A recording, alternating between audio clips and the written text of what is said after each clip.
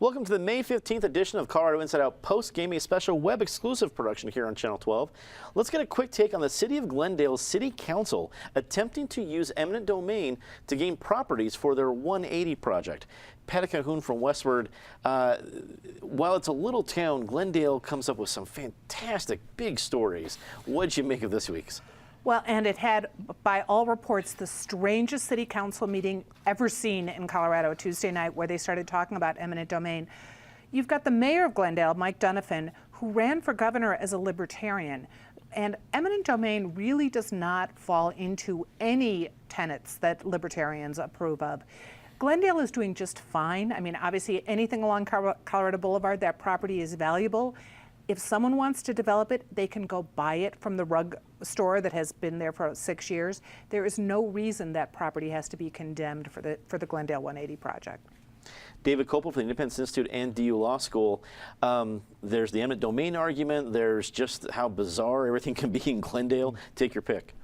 Well, some moderate libertarians would say eminent domain is okay when you're building something for the public to use. You need a highway, it's going to cross some farm, it's the last stretch, and of course you pay the farmer the fair value for the land.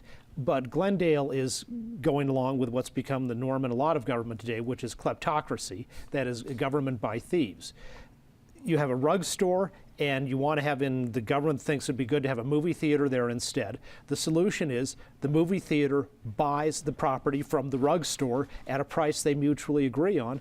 And if they don't mutually agree, it's not any legitimate part of government to take property from one business and give it to another private business. It's foundational in our Constitution. Justice Chase's opinion in Calder versus Bull in 1798 said there are some things that are so obviously unlawful, they'd be unlawful even if we didn't have a written Constitution. And the core example of that was to take X's property and give it to Y. Eric Sonderman, political analyst. Glendale's always given us great political theater, but this seems to be a new high. I mean, as Patty said, as a wacky city council meeting goes, that's a high bar in Colorado, and if you can get over that bar, that says something for the city of Glendale. We have a week here when Boulder's not in the news, and thank God for Glendale for picking up the slack here.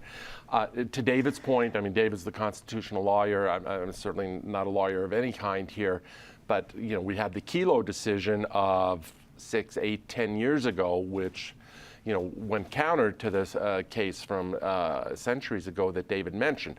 I think there's a lot of wisdom, I certainly subscribe to it, that the Kelo decision was misinformed, misguided, and a real low point for that particular court. But nonetheless, it is the law of the land. So these kinds of deals at least pass U.S. Supreme Court inspection. There's so many rich pieces to this. You have, as Patty pointed out, a number of them. Mike Donovan, good guy in many counts, ran for governor. He was, hard to imagine Governor Donovan, but Mr. Libertarian, and who's now Mr. Libertarian has become Mr. Eminent Domain, so we can have some kind of entertainment complex or whatever it is along South Colorado Boulevard. You have the Shotgun Willie's piece, which is going to benefit if this complex is built next door, because you bring more traffic to the area. Obviously, the bar will benefit. It's rich, and you have this wild and contentious city council meeting. It's great entertainment. Todd Shepard, editor of CompleteColorado.com, wrap it up for us.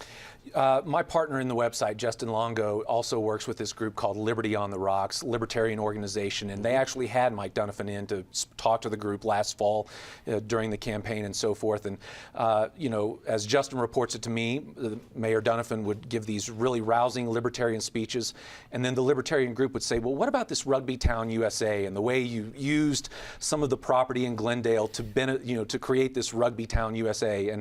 And there, Mayor Donovan would sort of, well, to use Justin's term, he engaged in some verbal gymnastics. So it really does get back to the Kelo. I mean, if you remember the conservative outrage that we saw from the right when the Kelo decision came down, and this is a deal where you're talking about eminent domain for a business complex, not eminent domain for a highway, and it does sort of spark outrage, even if you're not in the libertarian bunch. So that's why it is quite the juicy story.